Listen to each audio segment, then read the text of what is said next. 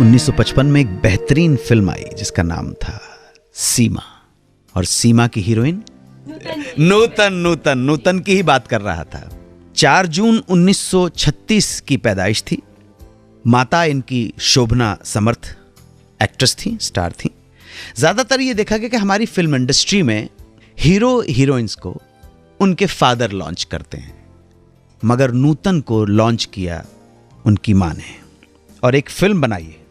Film का नाम था हमारी बेटी, लेकिन ये रिलीज होने के बाद बॉक्स ऑफिस पर चली नहीं। माता शोभना समर्थ लगातार कोशिश करती रहीं कि किसी तरह से नूतन को एक ब्रेक मिल जाए और करियर आगे बढ़े, और इन सब कोशिशों का नतीजा ये हुआ कि नूतन को फिल्में मिलने लगी।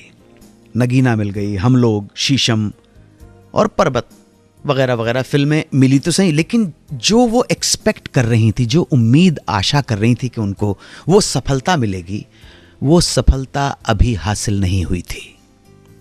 फिर अचानक उनकी झोली में आके गिरी एक फिल्म जिसका नाम था सीमा। इस फिल्म को डायरेक्ट किया था अमीय चक्रवर्ती ने।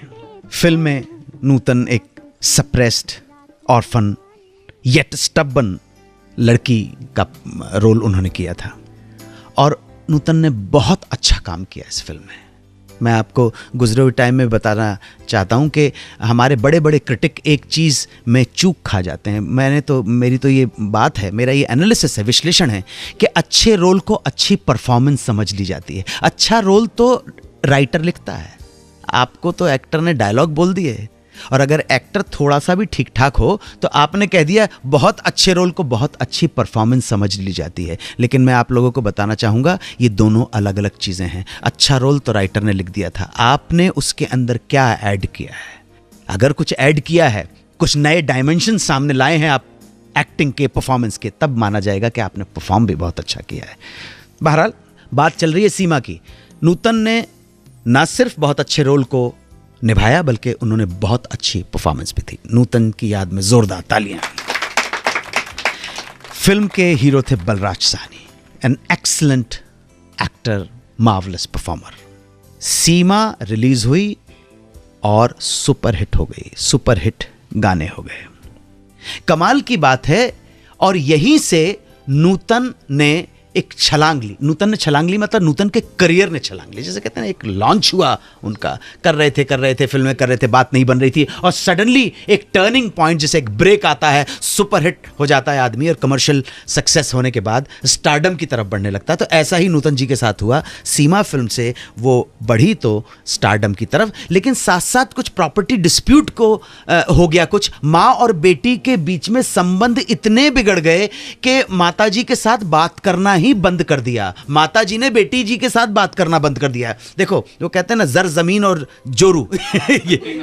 और आप ध्यान रखिएगा कि हमारे बड़े बुजुर्गों ने, कई विद्वानों ने कहा है, money is the root cause of all the problems. धन जो है सारी समस्याओं की जड़ है?